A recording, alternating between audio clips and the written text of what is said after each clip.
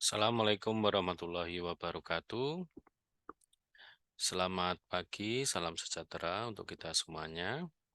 Ya, hari ini di pertemuan ini kita akan membahas tentang etika dalam penelitian.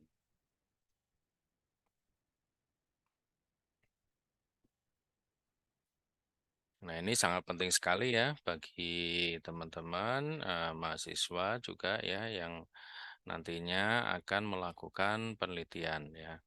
Nantinya kalau di ahli media ya nanti penelitiannya nanti tugas akhirnya ya ini karya tulis ilmiah ya. Terus kalau nanti sarjana ya nanti tugas akhirnya skripsi ya. Terus kalau eh, magister ya nanti tugas akhirnya yaitu tesis ya. Kalau nantinya S3 ya nanti tugas akhirnya eh, yaitu tentang disertasi ya. Jadi ini sangat penting sekali ya etika ya dalam penelitian yang dilaksanakan oleh mahasiswa pada khususnya ya. Walaupun nanti ini penelitian ya bisa diterapkan ya secara umum ya. Nanti bagi dosen atau praktisi kesehatan ya yang akan melakukan penelitian ya tentang treatment-treatment yang telah diberikan gitu ya. Apa sih etika penelitian? Ya, kita bisa lihat dari beberapa sumber ya.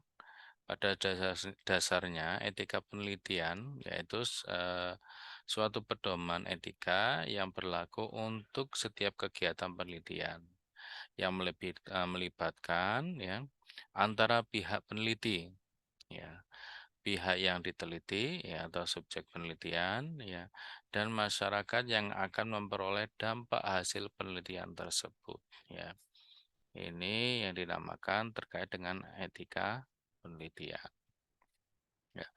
Nanti di sini ada prinsip-prinsip ya yang harus dilakukan seorang peneliti ya terkait dengan etika penelitian. Ya. Apakah etika diperlukan? Ya, ini sangat sekali sangat-sangat diperlukan ya.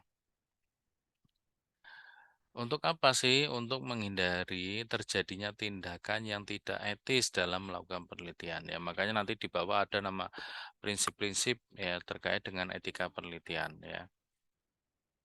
Ketika sudah ada prinsipnya ya jelas ya, ya memang harus kita lakukan. Ya kalau sudah dilakukan ya jelas di sini akan menghindari ya tindakan yang tidak etis ya.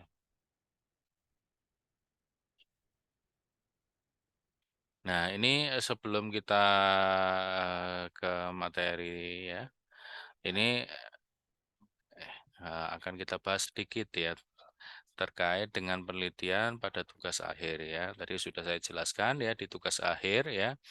Sesuai dengan jenjang pendidikan ya nanti ada karya tulis ilmiah ya, skripsi ya, terus tesis ya dan disertasi.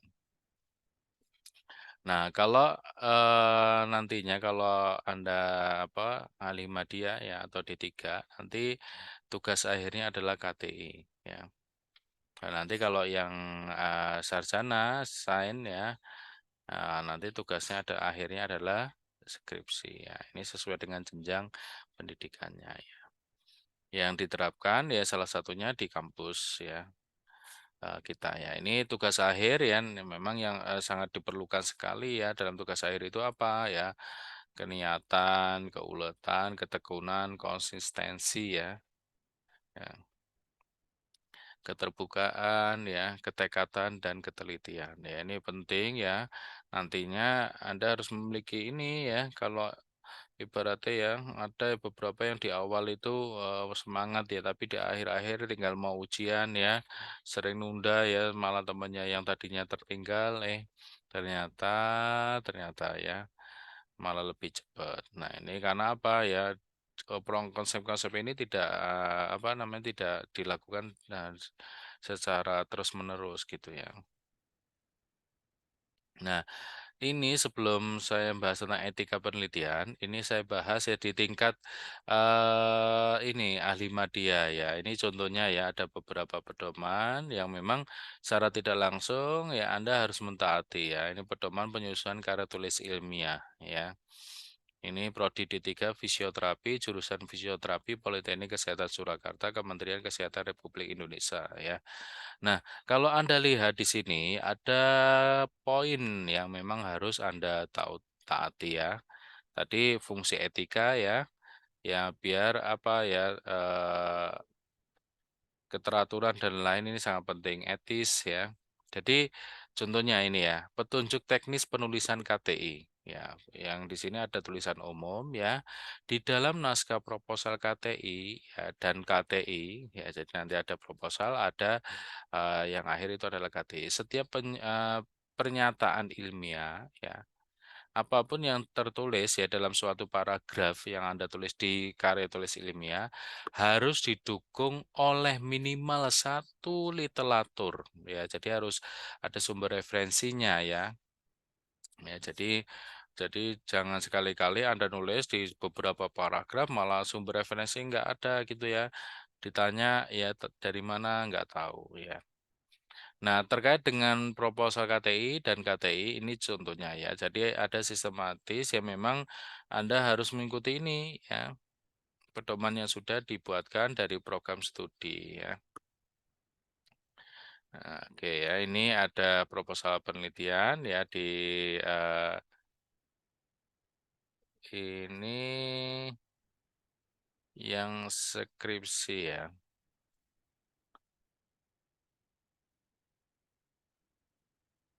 Oh ya ini sorry ini kebalik ya.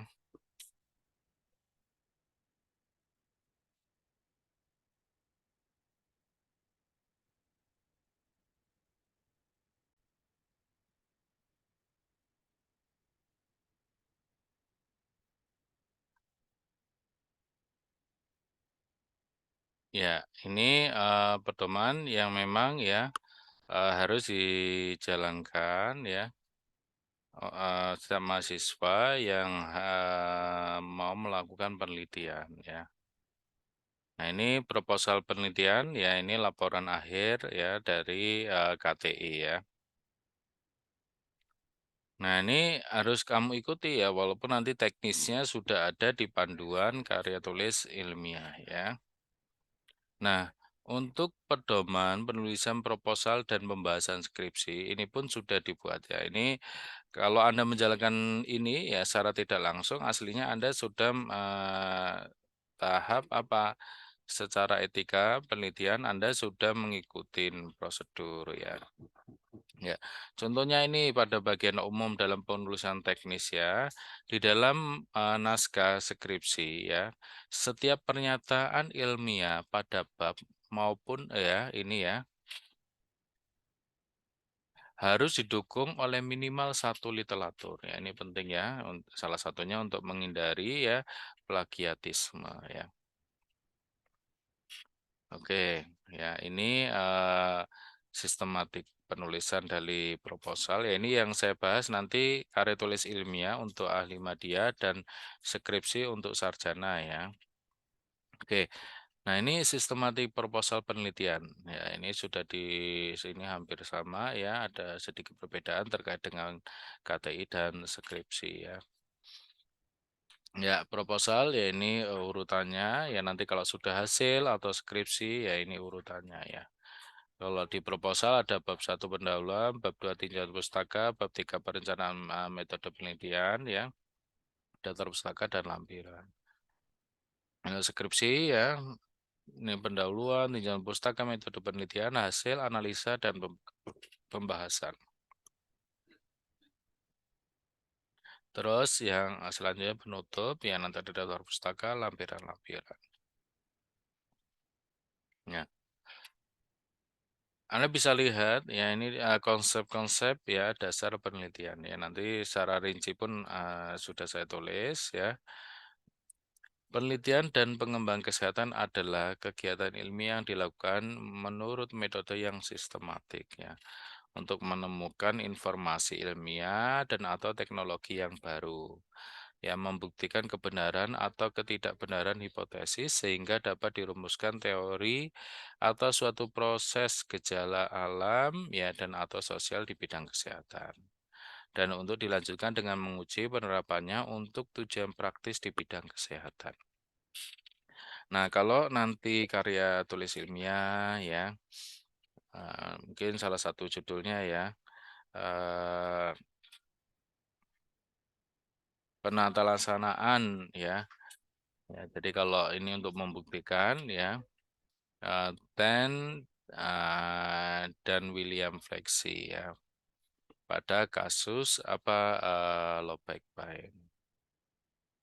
Ya, nanti dilihat kausalnya. Apakah nantinya ya kalau dilihat dari nyerinya ya setelah diberikan treatment apakah menurun atau tidak ya ini bisa membuktikan itu ya.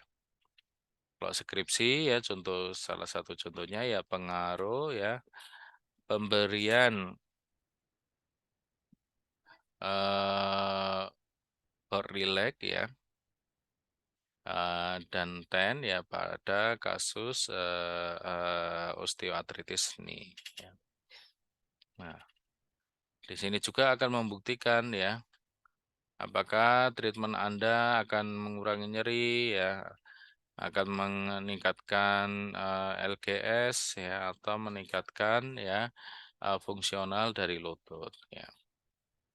Ya ini nanti masuk dalam apa ya penelitian dan pengembangan kesehatan ya. Ini karena masuk dalam kategori konsep dasar penelitian. Nah, tujuannya apa sih Anda melakukan penelitian? Tujuannya adalah mengumpulkan informasi ya atau data mengenai kesehatan ya dan yang terjadi dengan kesehatan yang digunakan sebagai dasar bagi kepentingan perencanaan, pelaksanaan, pengembangan dan evaluasi program pelayanan kesehatan.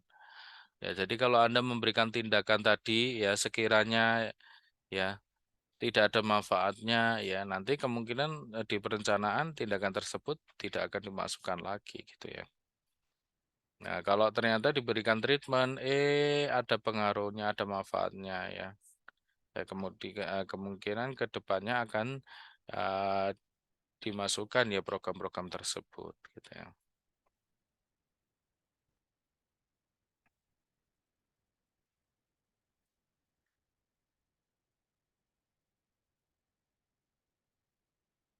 Terkait ya masalah kesehatan yang akan diteliti.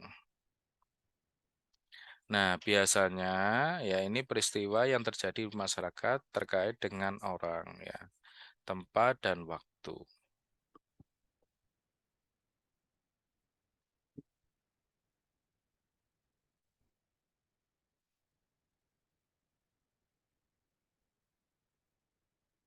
Ya, Anda kalau mau meneliti ya terkait dengan apa ya nyerinya ya, ya terus apanya kira-kira.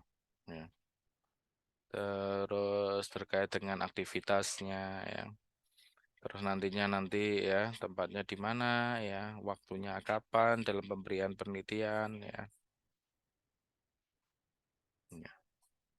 Nah, kira-kira butuh waktu berapa hari, minggu atau bulan atau tahun gitu ya.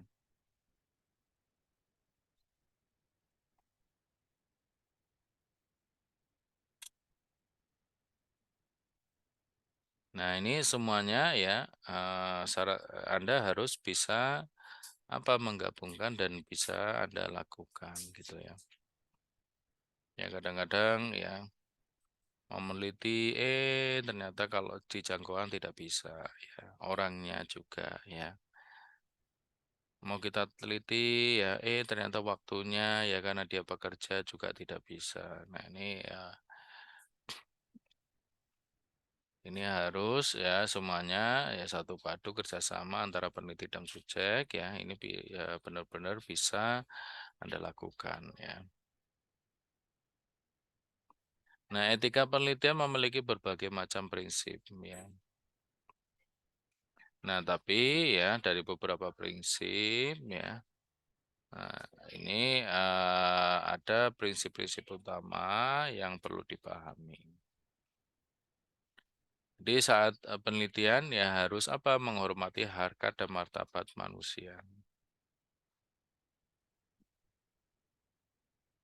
Menghormati privasi dan kerahasiaan subjek penelitian, ya.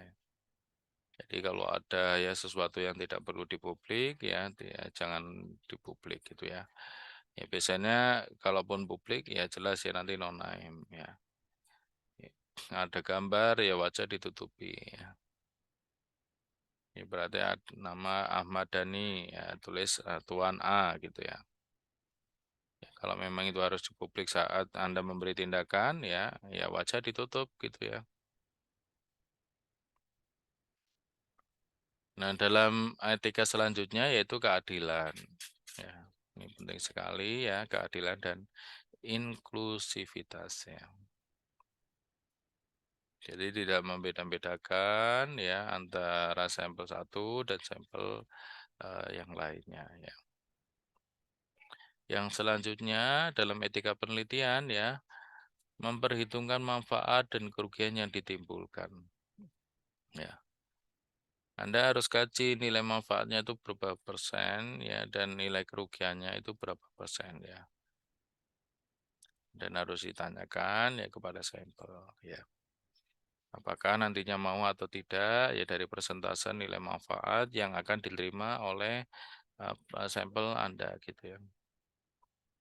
Nah, ini penting ya. Nah, ini gambaran ya terkait dengan etika ya. Etika apa sih ya? Yaitu cara manusia memperlakukan sesama dan menjalin hidup dan kehidupan dengan baik sesuai aturan yang berlaku di masyarakat. Nah, ini beberapa pedoman etik ya. Ini dari tahun ke tahun gitu ya. Ini pada ya, yang pertama Kode Nuremberg ya. Ini pada tahun 1947 ya. Ini pertama dipakai ya etika penelitian kedokteran ya. Disusun untuk melindungi integritas subjek penelitian dan memberi tekanan pada persetujuan sukarela ya oleh manusia yang diikutsertakan sebagai subjek penelitian. Ya ini kenapa ini penting ya? Karena pada dulu ya, ya berasal dari pengadilan para dokter Nazi ya, melakukan penelitian secara paksa pada tawanan perang selama ya, ya.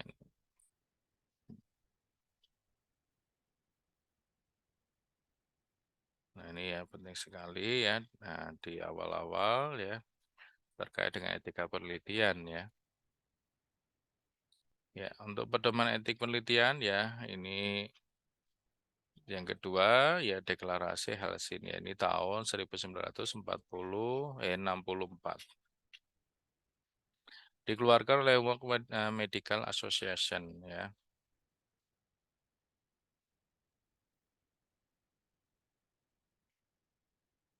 Ini untuk apa? Memberi pedoman kepada dokter yang melakukan penelitian kesehatan baik klinik ataupun non klinik. Yang selanjutnya pedoman etika penelitian ya. Ini sama juga dikeluarkan oleh World Medical Association ya. Kalau ini merupakan dokumen utama di bidang etik kesehatan.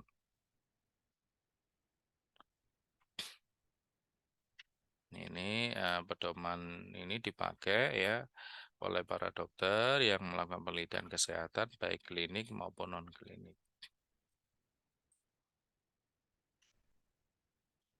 Yang keempat ya ini dari WHO ya. Ini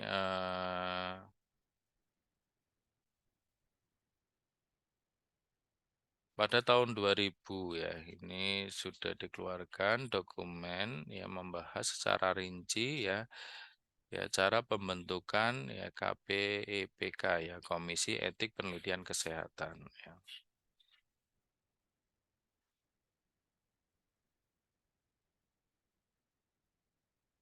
Ya, ini diberi petunjuk ya tentang keanggotaan, ya tata kerja komisi, cara pengajuan aplikasi, pengkajian protokol, pembuatan keputusan, tindak lanjut dan dokumentasi.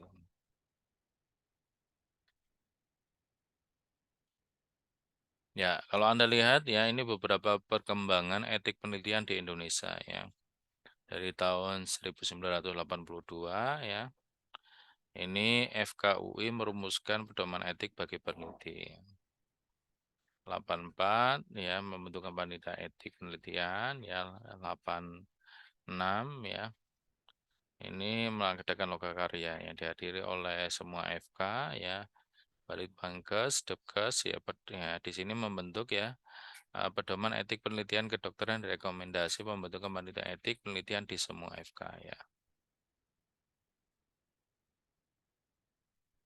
Nah, ini tahun ke tahun ya, dari terus 1987 ya, BKKBN ya membentuk panitia etik penelitian ya.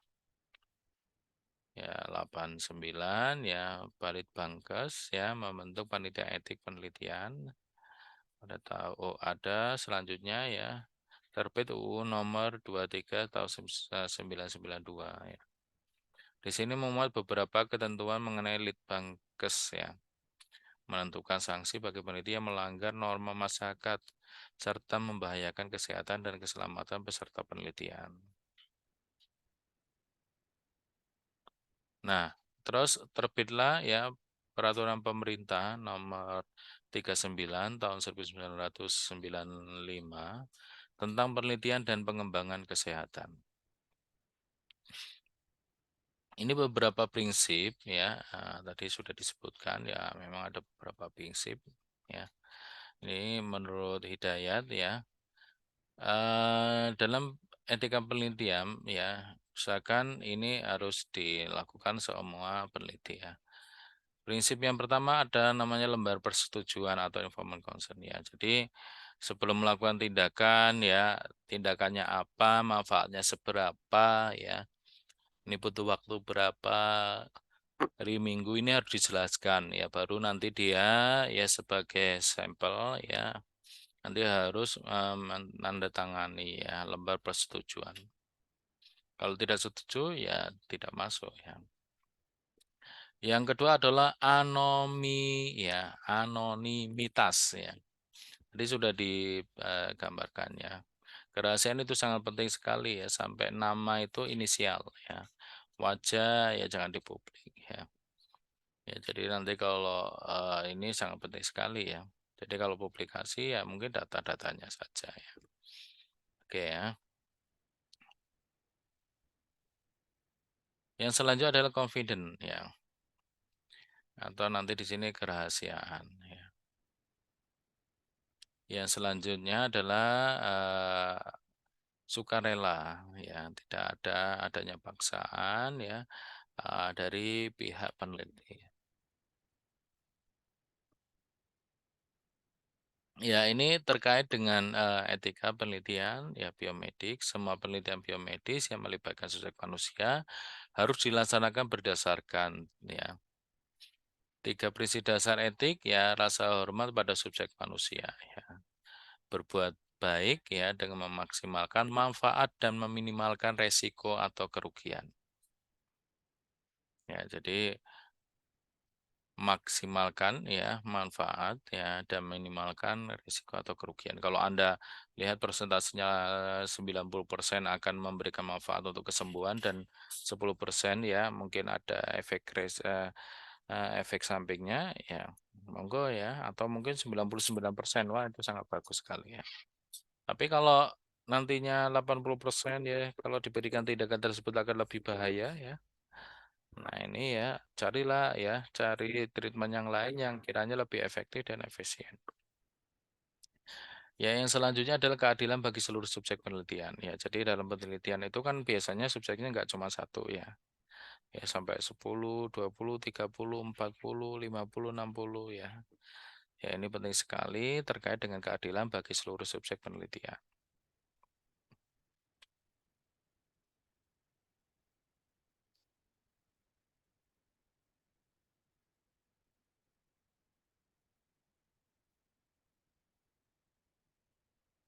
Nah, ini juga ada prinsip lain lagi ya. Ya,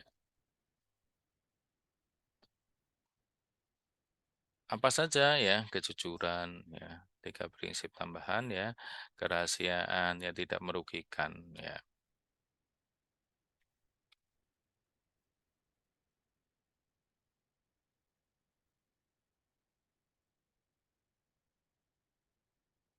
Ya, kalau Anda lihat di sini ada namanya prinsip-prinsip etika ya, ke penelitian ya kesehatan masyarakat ya. Yang pertama adalah otonomi ya. Otonomi ini ya prinsip menghormati hak pasien terutama hak otonomi pasien ya. Dan merupakan kekuatan yang dimiliki pasien untuk memutuskan suatu prosedur medis ya. Ya, pasien berhak menentukan ini contohnya ya tindakan baru dapat dilakukan atas persetujuan dirinya. Oke ya, yang selanjutnya adalah ya berbuat baik. Intinya apa? Prinsip moral yang mengutamakan tindakan yang ditujukan ya kebaikan pasien ya. Atau penyediaan keuntungan dan menyeimbangkan keuntungan tersebut ya dengan resiko dan biaya.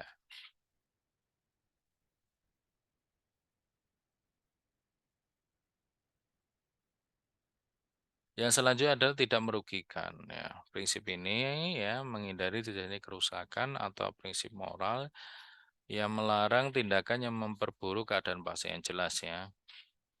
Makanya persentase terkait dengan tindakan ya itu harus diceritakan langsung ya.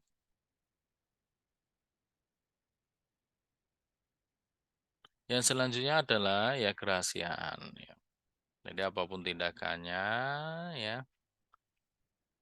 Ya ini sifatnya data itu untuk ya Anda dan pasien ataupun keluarga ya. Yang selanjutnya ya menepati janji ya. Prinsip ini dibutuhkan individu untuk menghargai janji dan komitmennya terhadap orang lain ya. Jadi janji contohnya merahasiakan ya terkait dengan ya tindakan atau kasus apa namanya diagnosisnya ya ini juga kalau memang tidak boleh dipublik ya jangan gitu ya. Walaupun seakan-akan keluarganya ya, tapi ada yang seperti itu tidak mau di publik ya ke keluarga ataupun teman sejawat gitu ya. Yang selanjutnya adalah kepercayaan. Ya, maksudnya apa ya? Nah, ini sangat penting sekali kepercayaan antara ya peneliti ya dengan pasien ya.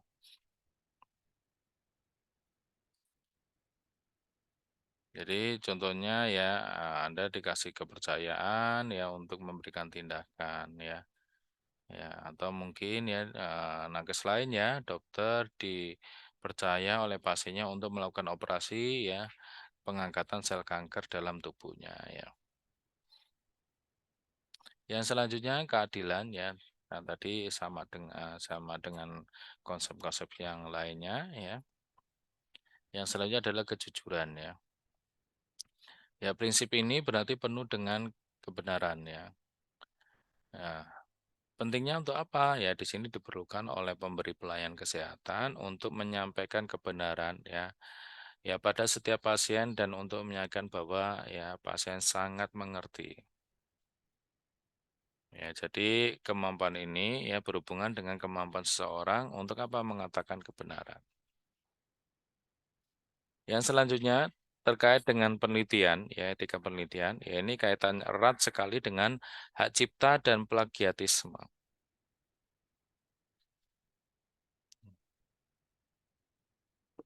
Jadi kita dalam penelitian mesti ya sangat membutuhkan sekali terkait sumber-sumber referensi ya untuk mendukung ya kelancaran penelitian ya dalam pembuatan proposal ataupun hasil akhir.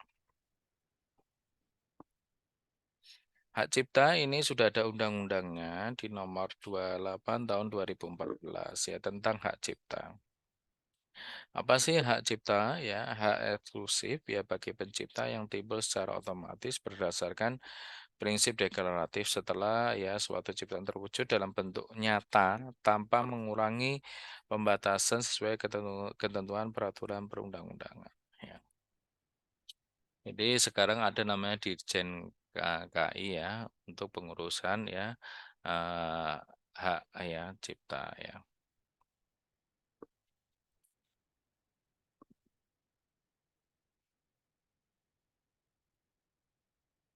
Nah, hak cipta ini ya dimasuk merupakan hak eksklusif yang terdiri dari hak moral dan hak ekonomi ya. Kedua hak tersebut tergantung pada pencipta atau pemegang hak cipta untuk mengeksploitasikan karya ciptaannya. Ya, jadi ada apa namanya hak moral dan hak ekonomi. Nah, biasanya maksudnya hak cipta dan apa namanya tergantung pada pencipta atau pemegang hak cipta. Jadi kalau institusi ya biasanya ada karyawannya membuat cipta ya biasanya ada pengalihan hak cipta itu juga ada seperti itu ya. Ya tadi yang dibahas terkait dengan hak moral ya. Ya dalam undang-undang ya nomor 28 tahun 2014 tentang hak cipta ya. Hak moral merupakan hak yang melekat secara abadi ya pada diri pencipta ya. Untuk apa ya? Di sini tetap mencantumkan atau tidak mencantumkan namanya ya pada salin yang terhubung dengan pemakaian ciptaannya untuk umum ya. Yang menggunakan nama ya aslinya atau samaran ya. Yang mengubah ciptaannya sesuai dengan kepatutan ya dalam masyarakat ya. Ya, makanya kalau Anda ngurus hak cipta gitu ya, ya biasanya ada yang hak cipta itu tertulis itu baru atau perubahan gitu ya.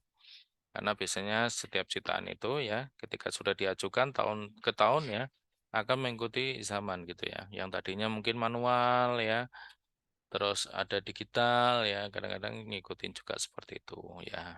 Tinggal, oh ternyata kalau dari manual ke digital itu perubahan sedikit ya. Nah, ini bisa diajukan ulang ya terkait dengan perubahannya gitu. Atau terkait dengan hak moral yang selanjutnya adalah yang mengubah judul ya dan anak judul ciptaan. Nah, dalam karya-karya contohnya atau mungkin lagu gitu ya. Karena ada tambahan sedikit ya kadang-kadang akhirnya merubah judul ya. Ini juga harus diajukan ya.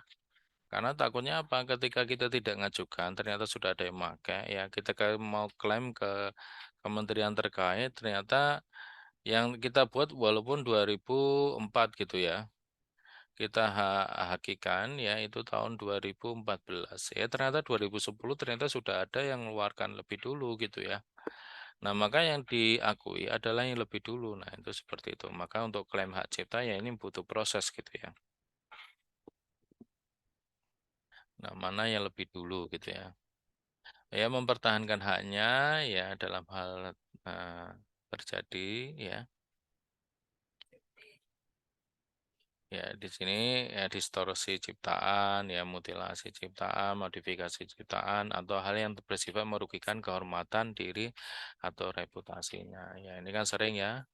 Jadi ada yang bukan merubah gitu ya, tapi copy paste ya. Jadi bentuknya sama plek ya, karyanya sama plek ya.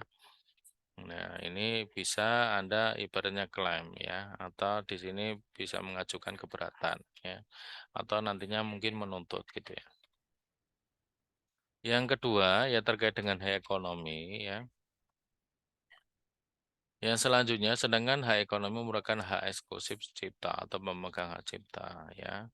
Hak ekonomi ya, ini apa saja isiannya melakukan penerbitan ciptaan ya. Ya, penggandaan ciptaan dalam segala bentuknya, penerjemahan ciptaan ya, pengadaptasian ya, pengaransemenan ya atau pentransformasian ciptaan, pendistribusian ciptaan atau salinanannya. Yang selanjutnya adalah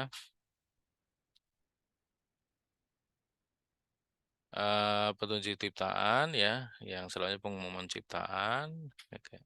Yang selanjutnya komunikasi ciptaan dan penyewaan ya ciptaan ya. Ini kalau sudah diajukan ya ini memang harus dipublik gitu ya. Jadi kalau ada orang yang mau mengajukan ketika ada searching biasanya akan verifikasi ya. Khususnya yang hak paten sih butuh waktu lama itu ya. Apakah ada kesamaan atau persamaan ya.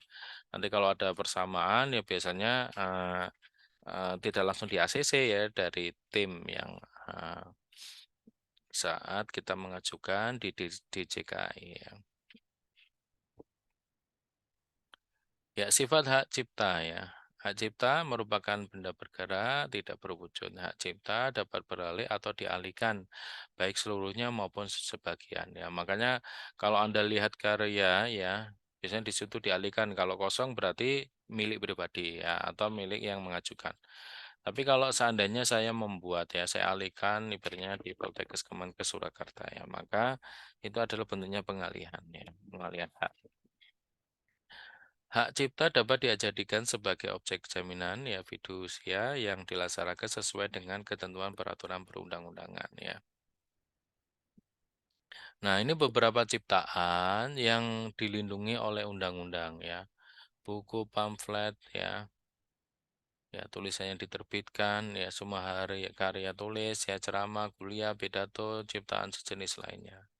Alpraga, lagu, musik ya, drama, seni rupa, karya seni terapan, kayak arsitektur peta ya karya seni batik ya atau motif lainnya kayak fotografi potret ya ini beberapa ya permainan video program komputer ya ciptaannya tidak dilindungi oleh undang-undang ya hasil karya yang belum berwujud dalam bentuk nyata ya jadi kalau masih ide-ide gitu ya tapi masih belum nyata ya. Jadi itu belum ya alat benda atau produk yang ciptaannya hanya untuk menyelesaikan masalah teknis atau yang bentuknya hanya ditujukan untuk kebutuhan fungsional ya. Ya. Pengumuman ya pendistribusian, komunikasi ya pengambilan berita aktual ya, pembuatan dan penyebarluasan konten ya melalui media ya, teknologi informasi dan komunikasi bersifat tidak komersial ya. Ya, ini juga ya terkait dengan pembatasan-pembatasan ya. Ya, oke. Ya, ini ceritanya dilindungi ya. Ini pembatasannya ya. Nah, pelanggaran hak cipta ya, pelanggaran terhadap hak cipta dapat merupakan pelanggaran terhadap hak moral maupun hak ekonomi ya.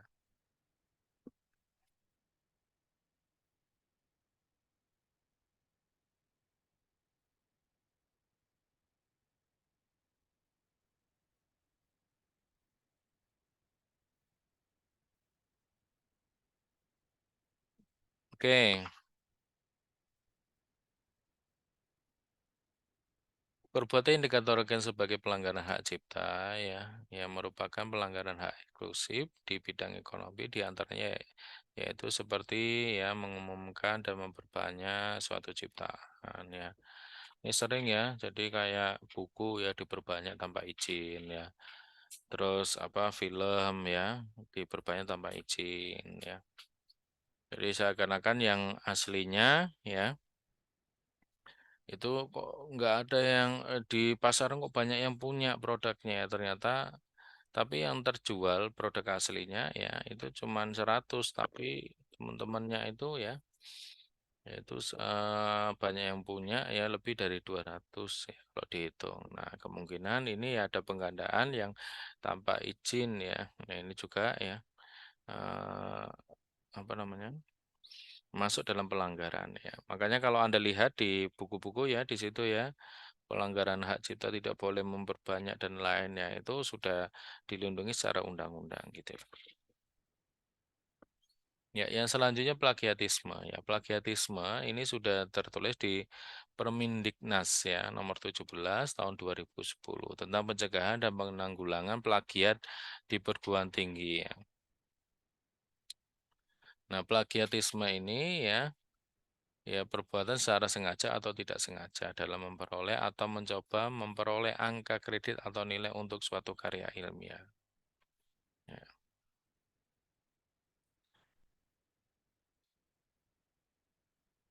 Ya, tindakan plagiatisme ini ada penggolongannya ya. Tindakan plagiatisme ya. Yang pertama ya mengakui tulisan orang lain sebagai tulisan sendiri. Mengakui gagasan orang lain sebagai gagasan sendiri, mengakui temuan orang lain sebagai temuan sendiri, ya, mengakui karya kelompok sebagai kepunyaan atau hasil sendiri, menyajikan tulisan yang sama dalam kesempatan yang berbeda tanpa menyebutkan asal-usulnya. Ya, ini maka penting ya dalam pembuatan karya tulis ilmiah nanti atau nantinya apa namanya skripsi ya yang menyajikan tulisan ya, apapun tulisannya ya harus menyebutkan ya, sumber referensinya dari mana gitu ya. Ini penting ya. Ya tindakan ya terkait dengan plagiatisme, meringkas dan memfrasekan ya, mengutip tak langsung tanpa menyebutkan sumbernya. Ini penting sekali ya. Meringkas ya dan memfrasekan dengan menyebut sumbernya, tetapi rangkaian kalimat dan pilihan katanya masih terlalu sama dengan sumbernya. Ini ya, copy paste dalam 2 paragraf, tempel ke karya tulis ilmiah Anda, ya tugas akhir Anda. Ini kalau Anda lihat di Turnitin ya, ada apa aplikasinya, nanti akan kelihatan ya. Oh, ini plagiat ya. Plagiatannya berapa persen ya, itu akan kebaca gitu ya. Kalau Anda nulisnya masih copy paste plek dengan file aslinya. Loba bagaimana merubahnya ya? Anda rubah ya, sekiranya inti dalam yang dibicarakan itu masih sama ya, boleh dikiak-kiok ya, dirubah ya. Ya, yang selanjutnya menggunakan tulisan orang lain secara mentah tanpa memberikan tanda jelas ya. Ya, bahwa teks tersebut diambil persis dari tulisan ini ya. Yang selanjutnya tindakan plagiatisme yang mengambil gagasan orang lain tanpa memberikan anotasi yang cukup tentang sumbernya ya. Ya, jenis-jenis plagiatisme ya. Ada yang ya ini menurut Sastro ya Asmoro ya. Jenis plagiatisme berdasarkan aspek yang dicuri, misalnya plagiatisme ide ya. Yang selanjutnya jenis plagiatisme berdasarkan sengaja atau tidak ya. Ya, misalnya menggunakan ide, kata, frase, kalimat atau paragraf lain tanpa menyebut sumber baik sengaja maupun tidak sengaja karena ketidaktahuan ya. Ini ada jenis plagiatisme yang selanjutnya yaitu jenis plagiatisme berdasarkan proporsi atau presentasi kata, kalimat, paragraf yang dibajak ya. Jadi kalau Anda lihat di aplikasi, oh ternyata ada plagiatisme, lo sudah tak sebutin nama tahunnya ternyata masih kedetek, tapi kedeteknya biasanya akan lebih ringan gitu ya. Ya saya rubah ya tapi baru sedikit ya, biasanya akan kedetek tapi akan lebih ringan dibandingkan yang masih utuh gitu ya. Tapi kalau sudah plek ya sama, nah ini biasanya akan kedeteknya ya, pelekatannya ya. Jenis yang selanjutnya jenis plagiatisme berdasarkan pada pola ya plagiatisme. Ya, jadi ada plagiat ini ya kata demi kata ya. Ada yang selanjutnya plagiatisme mosaik yang menyalin dengan menyisipkan kata ya. Autoplagiatisme ya di sini adalah memakai karya sendiri secara identik tanpa melampirkan sumber karya aslinya. Ini kadang sering ya, us karyaku ya tetap kedetek ya. Karena apa? Pada dasarnya karya yang sudah dibuat sudah dipublik ya nanti tetap akan kedetek. Kecuali kalau data karya Anda ya belum pernah terpublik atau belum dimasukkan di data Turnitin ya itu biasanya tidak kedetek ya. Kadang kita membuat dalam yang sama ya kita tampilkan sudah terpublik ya. Besoknya membuat lagi hanya merubah sedikit nanti akan kelihatan gitu ya. Loh kok sama ini terdetek ya ternyata kita baca lagi ya itu kedeteknya sama-sama dengan karya yang kita upload gitu ya. Ini pendeteksian plagiatisme ya. Ini ada beberapa ya aplikasi yang bisa mendeteksi terkait dengan apa namanya plagiatisme. Ya, jadi nanti ada beberapa pembagian ya intracorporeal detection ya. Nah, ini jenis pendeteksian ya biasanya ada yang sifatnya offline ya. Jadi di sini berarti dokumen tag yang diidentifikasi plagiat ya diperiksa dengan dokumen tag yang dianggap asli ya.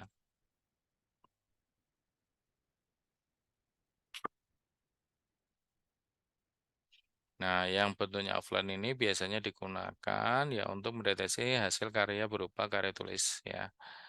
Ya, atau penelitian dalam bidang ilmu tertentu ya. Yang selanjutnya pendeteksian selanjutnya ya untuk pendeteksian ya, ada namanya internet based detection ya. Ini biasanya berbasis online ya. Banyak sekarang yang memakai ya baik yang berbayar ya ataupun yang free ya untuk mengaplikasikan ini. Makanya nanti dalam pembuatan karya tulis Anda ya khususnya KTI dan skripsi ya. Ya ini kalau punya kita asli sudah dikasih aplikasi kita tuh pakai Turnitin ya. Ini sudah disiapkan ya dari direktorat. Tapi yang baru memakai ini kayaknya baru dosen ya. Yang mahasiswa belum wajib gitu ya. Oke ya pertemuan hari ini kita selesai. Ya. Semoga bermanfaat.